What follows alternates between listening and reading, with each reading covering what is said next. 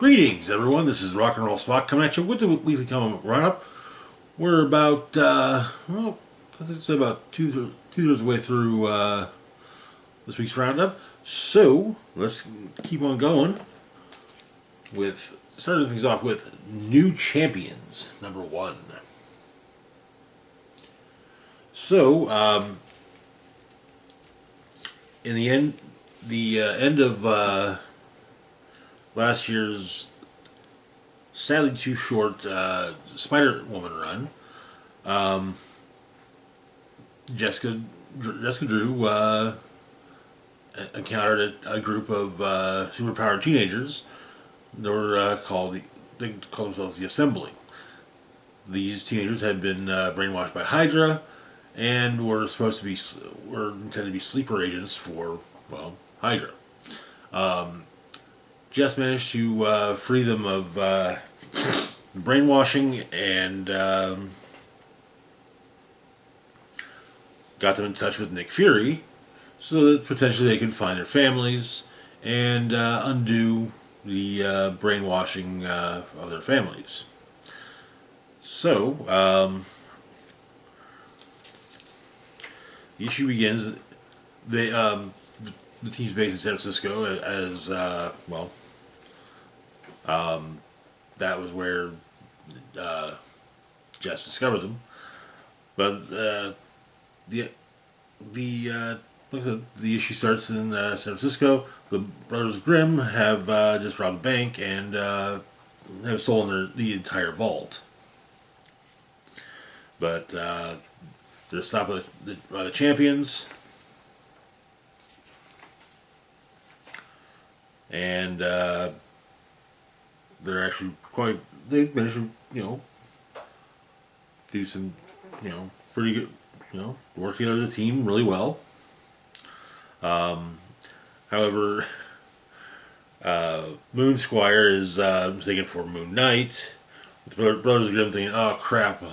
This whole haul is just going to go toward our hospital bills." But Hellrune manages to teleport them all back home so they don't have to ride the bus.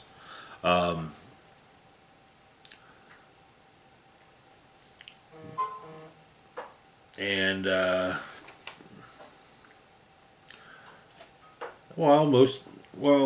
Liberty, Moon Squire, and Cadet Marvel are actually, they have families who, loving families. Hellrune is an orphan.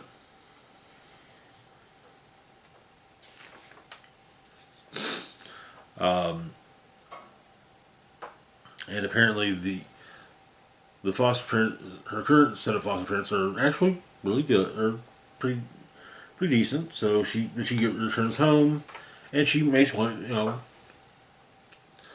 saying, and she says that they're actually probably the best set of foster parents that she's had in the last few months. So, but she's been sending Raven scouts to look for information on her family, and largely they've been coming back up empty-handed. But one teleports her to Norway, while the rest of the team is texting and trying to think of ways to maybe help Hellrune out. But later, Liberty shows up with Moon Squire to Cadet Marvel's house and has apparently put invisible tracking devices on each of their outfits. Moon Squire already told her, hey, she could have just asked.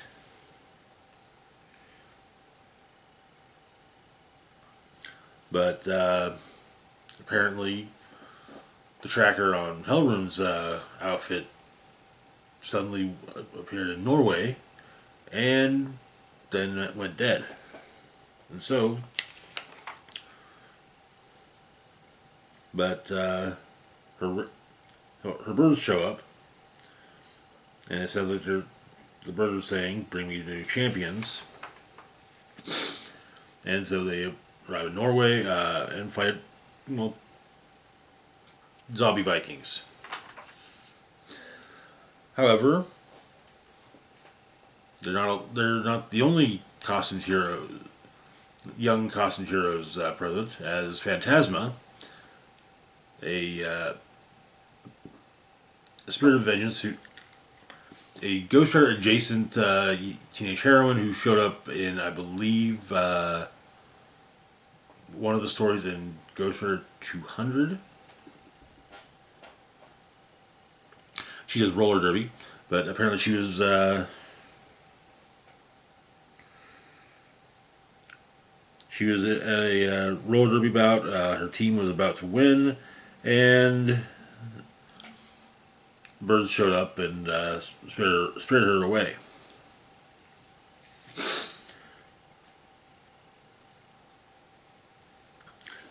When the onslaught of zombie Vikings subsides, Phantasma actually asks Hellrune how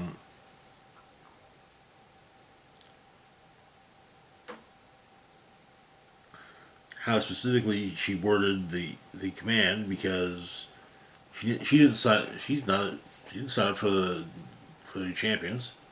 She also points out that Halrune's spear reeks of cursed energy, and with cursed magic you need to be very precise.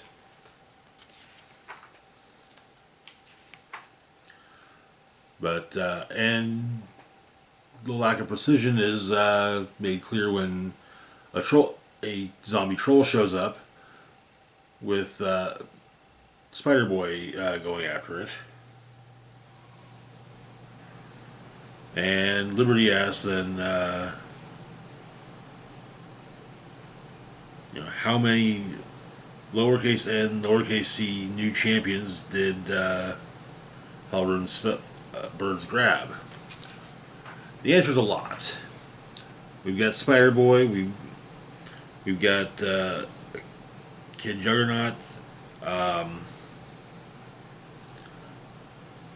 But yeah, there's quite a few, and that's where the primary story ends.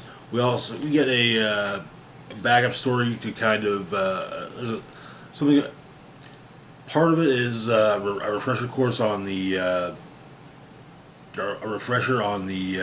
origins of the new champions, and also kind of what happened between the end of the Spider-Woman arc and the beginning of the new issue.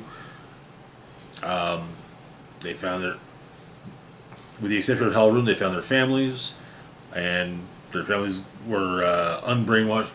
Hydra had managed to brainwash the families to completely forget about the kids, and also at least Cadet Marvel and his father are in family therapy, and also it serves to the story is kind of set as a video of for Liberty having posted a video of clips of the new champions basically rebranding themselves from the Assembly to the new champions. That is where the issue ends. Good start. I'm really curious to who the characters that got sucked in with Hellrune's spell, who they are, and which of them end up joining the team. I'm hoping that Phantasma sticks around. She was an interesting character from that the story from Ghost Rider, so hopefully she'll stick around. I presume as much, because she's got she has something. She's somewhat established in Marvel Comics, and it's nice to have a Ghost Rider type related character running around, especially since, well, once again, Ghost Rider's kind of on hiatus. I mean, we've still got a few more, a couple more issues or so of Spirits of Vengeance, but yeah. Moving on though to our next book, we've got Daredevil: Unleash Hell. This is a Red Band miniseries. It's got explicit content. But this series opens with Daredevil, Elektra, in basically turning over a meth kitchen in Hell's Kitchen, or a meth lab in Hell's Kitchen. Take it down.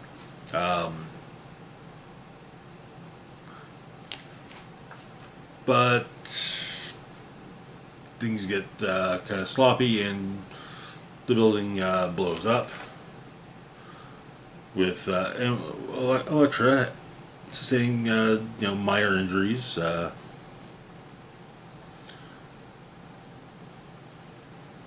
Kind of in a attempt at dark humor, saying she sort of did a favor for the developer. Demolition can be expensive. But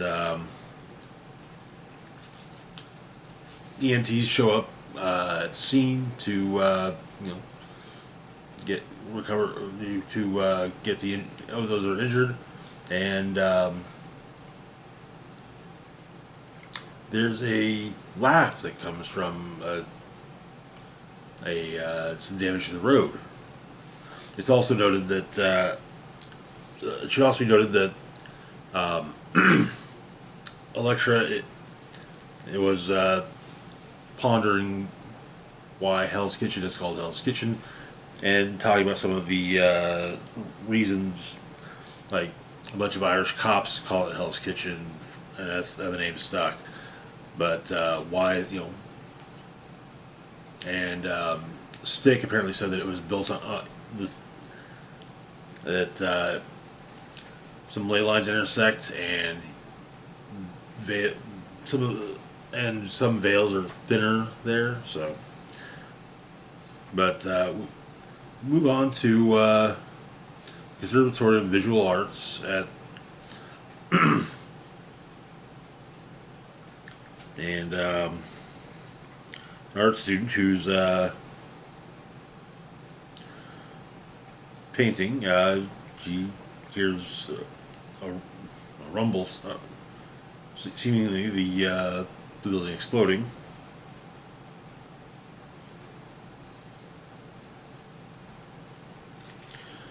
But apparently she hears voices, and one of her fellow students mentions maybe that's what it is. But the teacher is looking at her painting and says that seems that she's trying to recreate Goya.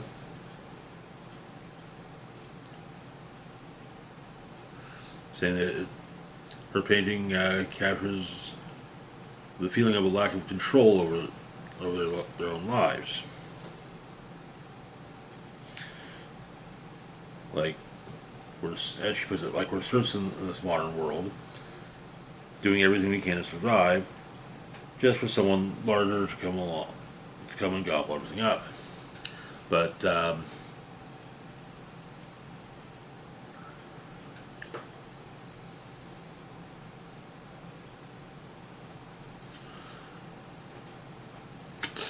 and the teacher says art is meant to help people feel something, and Morgan says that we are feeling something. We're feeling despair, and the teacher asks, Does it have to come out in your work? And honestly, he's a pretty shitty art teacher if he's if he's gonna say that. And the spirit comes to comes to her. The spirit of the villain, Muse.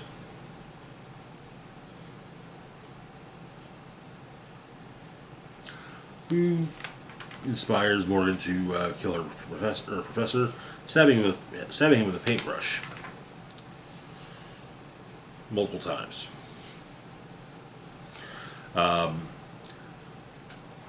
Elsewhere, Elektra's stitching herself up, in part musing about the fact that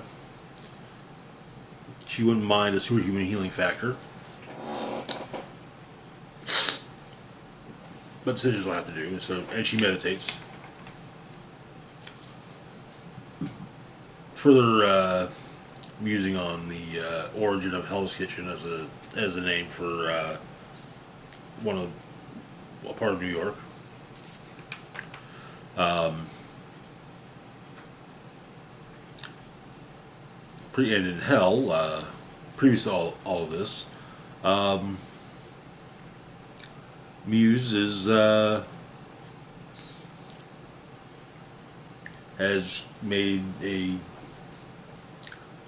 stitched together corpses to make a seemingly an effigy of Daredevil, but Elektra basically in a Daredevil leaning on a cross pose.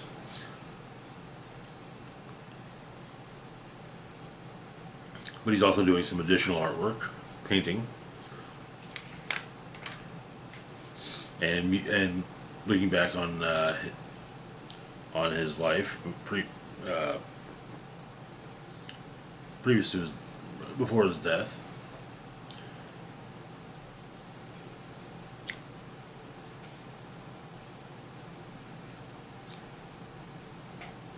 And he also states that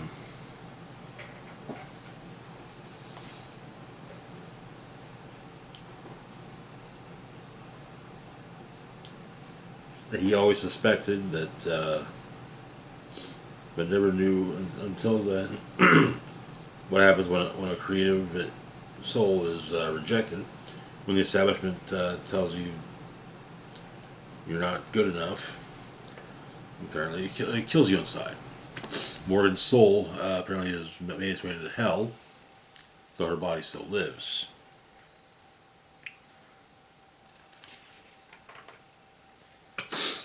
And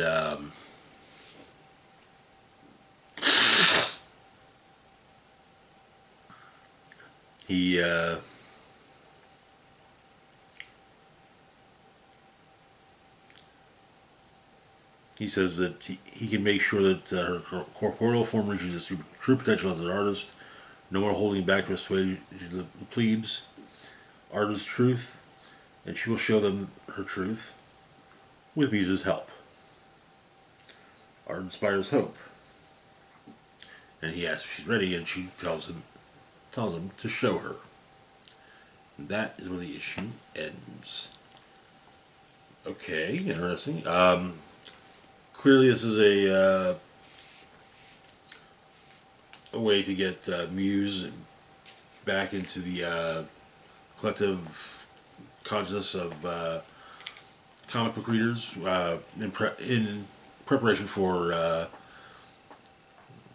the Daredevil Born Again series, which will feature Muse as a villain. So, but anyways, moving on to our last book for the moment, we've got Namor number 6.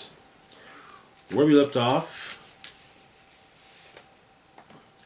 the war underneath the waves has been heating up. Namor has been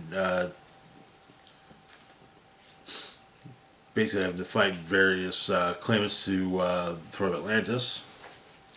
And so the issue opens in the Grotto of the Ancients.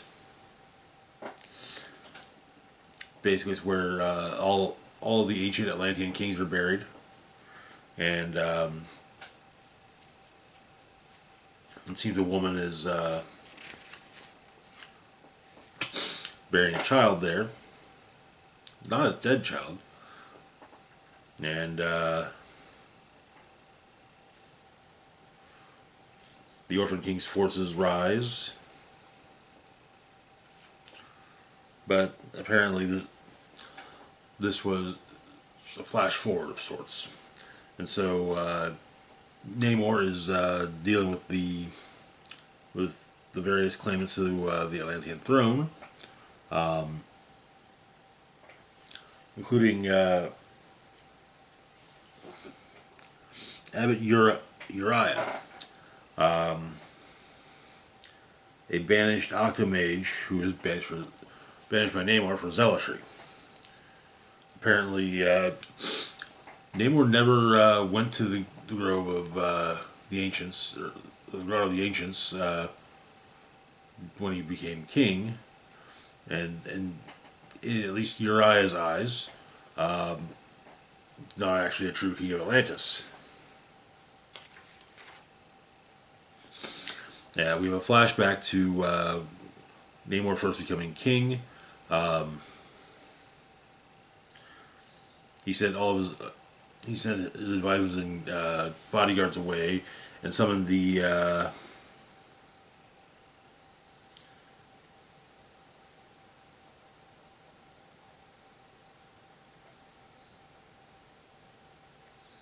lords of the most powerful houses of Atlantis, and basically said, I know what you said about me previously,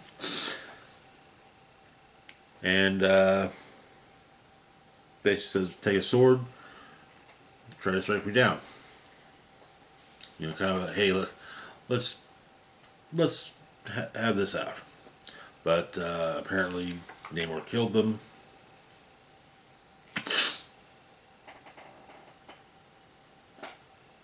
And decided that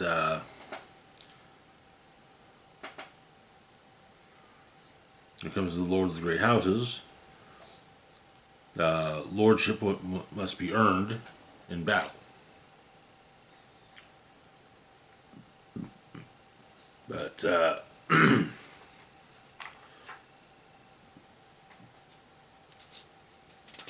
present Abbot Uriah sends Namor to the grotto of the ancients. He rescues the child that was apparently to be killed, and he has to fight basically himself.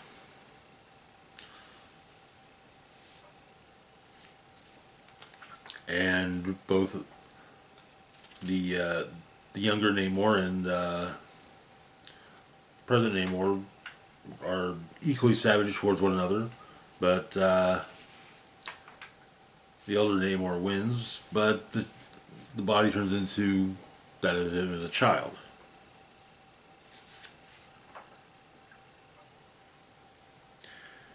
The skulls of the ancient kings tell him that he had finished the ritual, the true coronation, and he learns the secret wisdom of the ancients. Seeing the sinking of Atlantis, the crumbling splendor of old Atlantis, and the true legacy of the kings of the sea. But Namor heads to a place far to the north, while all the various claimants of the throne, other than Namor, well, they all meet on the field of battle. The Orphan King is disregarded, being as he's simply a skeleton with a host of ghosts and a child speaking for him.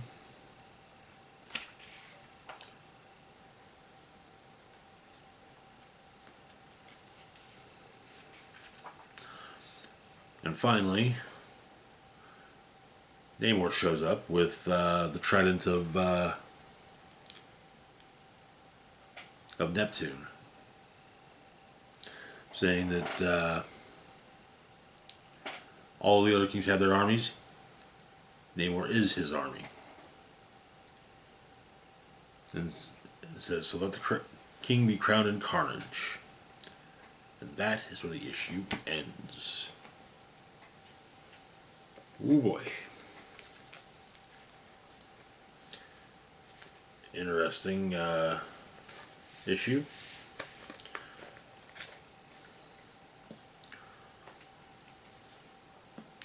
But anyways, that's going to do it for now. As always, feel free to like, share, and subscribe. Links to my Facebook, Blue Sky, Instagram, Mastodon, Twitter, Patreon, and PayPal can be found in the description box down below. This is Rock and Roll Spock signing off saying, live long and rock hard.